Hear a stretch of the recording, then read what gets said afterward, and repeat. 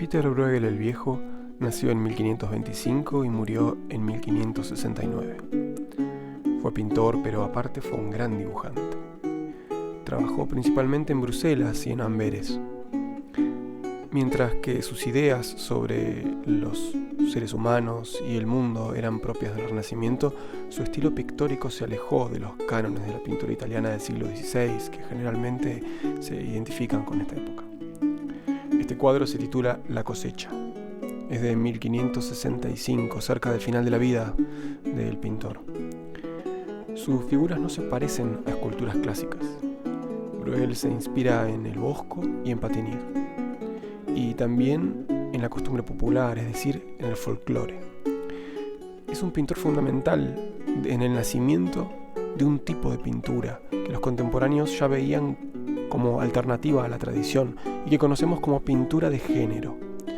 Se trata de cuadros que muestran a personas comunes, ocupadas en sus quehaceres cotidianos.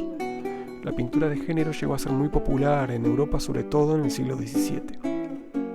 La cosecha es uno de los casi 40 cuadros que aún se conservan de Bruegel. Forma parte de un grupo de 6 escenas que muestran diferentes épocas del año.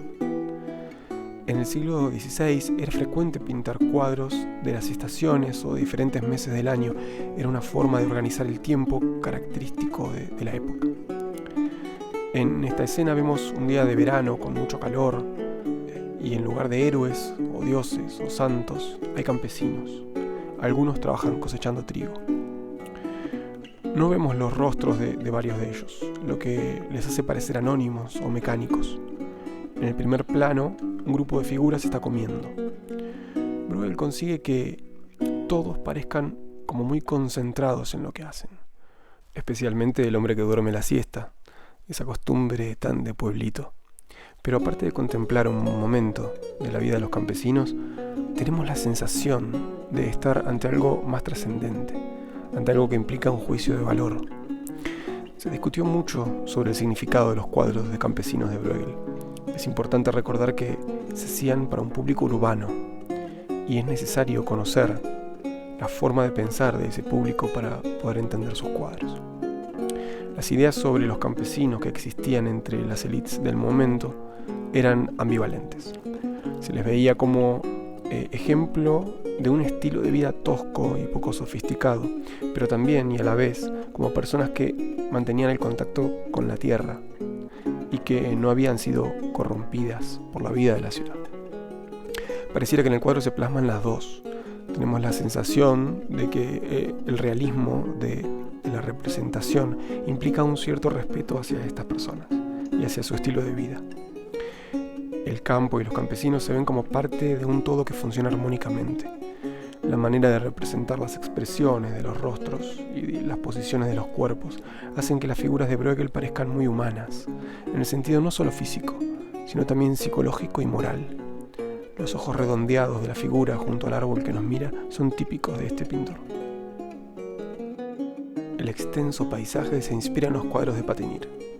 Una de las mejores cualidades del arte de Bruegel es la sensación de inmensidad que transmiten esos paisajes. Esto se puede apreciar en los originales. Las muchas copias o reproducciones de las obras nunca lograron captar estas cualidades de sus cuadros. En los textos sobre el pintor se repite la palabra cósmico. Es difícil encontrar otro artista que nos haga sentir, como lo hace Bruegel, que somos parte de algo infinitamente mayor que nosotros. Aunque algo de eso se intuye en este cuadro, para apreciar realmente esta cualidad hay que ver otros cuadros, como por ejemplo La conversión de San Pablo. Este óleo sobre madera de roble, de 108 por 136 centímetros, pintado en 1567, está en un museo de Viena, en Austria. A pesar de su aparente realismo, los cuadros de Bruegel están muy diseñados. Los elementos que los componen han sido manipulados por el pintor para influir en nuestra forma de percibirlos. Miremos la parte izquierda del cuadro, las zonas enormes de trigo.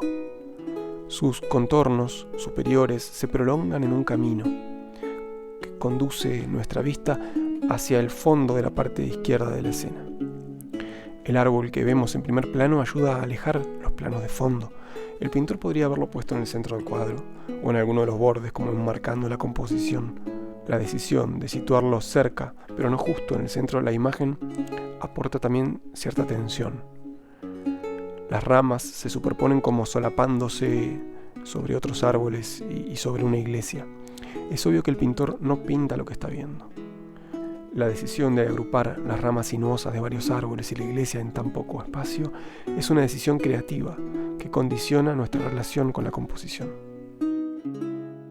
Bruegel realizó muchísimos dibujos. Gran parte de ellos los hizo como modelos para grabados. Este que vemos está hecho con la técnica del grabado al buril, que se hace de la siguiente manera.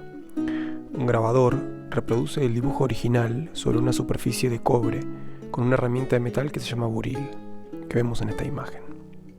Después, la plancha de cobre se cubre con tinta que rellena los surcos abiertos por el buril. Al prensar la plancha sobre un papel, la tinta es recogida por este, dejando sobre él una reproducción invertida del dibujo original. Este grabado fue publicado por Hieronymus Koch, uno de los editores de láminas más importantes de su tiempo, que trabajaba en Amberes, claro. Se llama Los peces grandes devoran a los pequeños y se basa en un dibujo de Bruegel de 1556, claro, trabajaban juntos.